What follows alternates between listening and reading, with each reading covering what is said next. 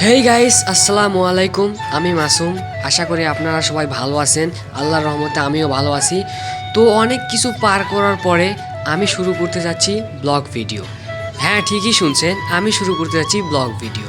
আমার অনেক দিনের স্বপ্ন ছিল আমি ব্লগ ভিডিও করব। আমার ব্লগিংয়ের মেন কারণ হতে পারে যে ড্রামাটিক ভিডিও আমি করতে পারি না। নাটক জাতীয় কোনো ভিডিও আমি করতেই পারি না। মানে দুই দুই তিন বছর হলো আমি ভিডিও করি, টিকটক করি, হ্যান ত্যান, এগুলো আমার ভালো লাগে না, এগুলো পোষায় না।